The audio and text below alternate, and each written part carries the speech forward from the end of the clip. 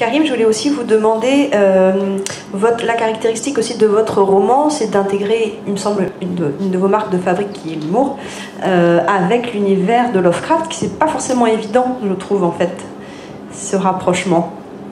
Au second degré, mais... Ouais, c'est pas ce qui se fait généralement, parce que c'est vrai que Lovecraft, ça ne devait pas être un joyeux de riz, et qu'il devait pas...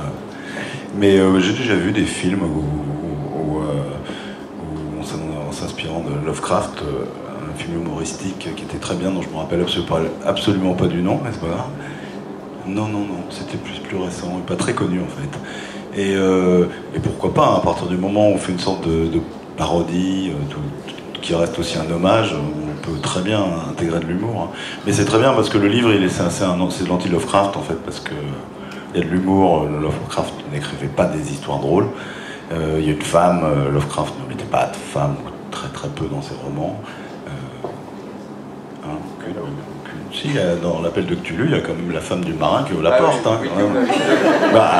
Il est mort le marin, donc le rôle. C'est un peu dommage hein, aussi. Sinon, il aurait frappé à la porte et puis l'enquête se serait arrêtée là. Mais les raisons de l'absence des femmes dans les romans de Cthulhu, je ne la connais pas exactement. J'ai pas conversé avec Lovecraft via des tables tournantes. Mais bon, pour moi, ça me semblait un peu renverser le mythe en fait. Voilà, Monsieur Lovecraft, vous n'avez pas voulu de femme dans vos romans, eh bien je vais en faire un à votre place. Ça vous apprendra. Et du coup, votre héroïne, Ingrid, quand l'histoire commence, en fait, elle ne connaît pas du tout le Lovecraft, son univers. Et en fait, elle va découvrir, vraiment à l'insu de son plein gré, quel est le centre du Pentacle. Peut-être qu'elle va jouer un rôle important dans la résurrection de Cthulhu. Voilà, Cthulhu qui est toujours au fond de l'océan, comme tout le monde le sait, là, au fond du Pacifique. Vous pouvez aller sur Wikipédia, vous tapez ou pas Wikipédia, je sais, sur Internet, vous tapez les coordonnées.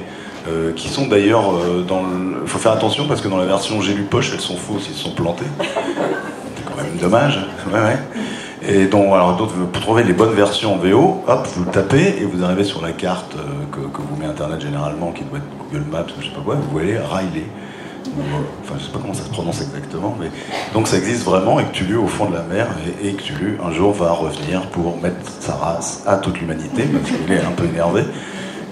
Et donc cette fille se retrouve embringuée dans une histoire où elle doit déclencher ou pas déclencher le retour de Cthulhu.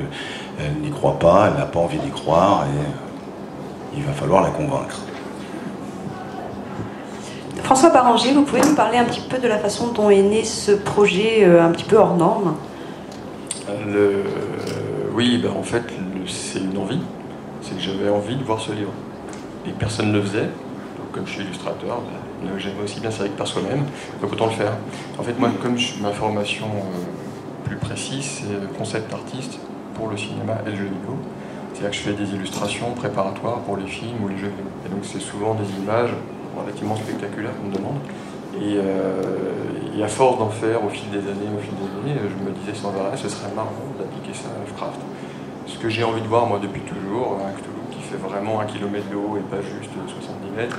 Herlier qui jaillit du Pacifique, qui est vraiment cyclopéenne et effrayante et qui n'est pas juste un monolithe qui sort de la mer. Tout ça, j'avais envie de le voir. Et puis, surtout, je partais de l'idée que je ne devais pas être le seul. C'est-à-dire qu'il y a quand même beaucoup de fans de Lovecraft, beaucoup de lecteurs. Tu l'as dit toi-même, en ce moment, c'est une espèce d'effervescence, tout le monde le retraduit, on sort énormément de choses dans cet univers. Donc, clairement, il y avait une attente pour ça. Et donc autant marier l'utile à l'agréable, si les gens le veulent et si j'ai envie de le faire, autant faire. Et comment ça s'est fait avec Brajlon alors du coup? En fait je suis venu avec le projet clé en main. C'est vraiment un truc que j'ai pensé dans mon coin, je l'ai maturé tout au long des années en prenant mon temps, ça s'est étalé sur plusieurs années, je l'ai fait. Et ce qui m'a permis vraiment, je pense, d'arriver à exactement ce que j'avais envie de faire. C'est-à-dire que parfois on a des regrets quand on sort un livre un peu vite. Un an après, on se dit « Ah, j'aurais fait la couve comme ça » ou « Tiens, j'aurais pu changer ici » ou ça. Là, j'ai eu tout le temps de réfléchir. Donc c'est exactement ce que je voulais faire. Donc si c'est pas bien, il faut vraiment m'en faire le reproche à moi, pas à l'éditeur. Et donc je suis venu avec le projet quasi terminé, la maquette était faite, la couve était faite, etc. Et Brajlon a dit oui tout de suite. C'est vraiment qu'ils sont très très pointus sur l'univers Lovecraft. Ils connaissent bien ça, ils savent le vendre, et ça les a emballés tout de suite. Et sur quelle technique vous avez travaillé ces illustrations, comment vous les avez faites? C'est entièrement numérique. C'est-à-dire que moi, étant donné mon grand âge, j'ai étudié avant l'arrivée des Wacom et de Photoshop, et donc j'ai appris à dessiner et à peindre en traditionnel. Mais j'ai mis assez longtemps à mettre en numérique d'ailleurs, parce que c'est pas intuitif au début. Mais une fois qu'on maîtrise à peu près l'outil, c'est un gain de temps considérable.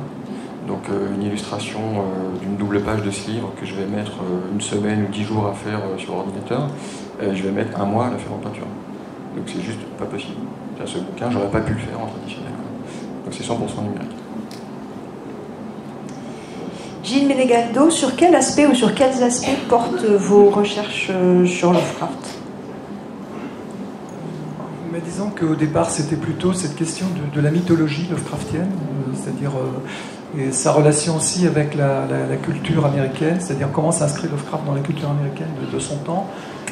Puisque là aussi il y a eu beaucoup de malentendus, surtout au début, en France en particulier. On a considéré Lovecraft justement comme une sorte de prophète, et on a considéré ces textes comme des avertissements vis-à-vis de l'humanité, de ce qui pourrait se passer, etc. Et il y a effectivement des sectateurs, enfin, il y a des gens qui ont écrit des textes ésotéristes ou occultistes par rapport à Lovecraft. Donc, quand la correspondance a été publiée, on s'est rendu compte que c'était pas du tout ça, parce que la correspondance a été publiée relativement tard en français.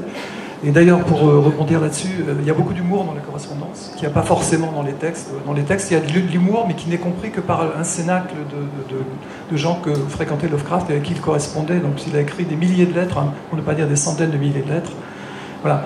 Donc il y a cet aspect d'humour aussi chez Lovecraft. Bon, les personnages féminins, on en reparlera peut-être, parce que c'est un peu un point aveugle de la critique. En fait, il y a beaucoup de féminins chez Lovecraft. Mais bon...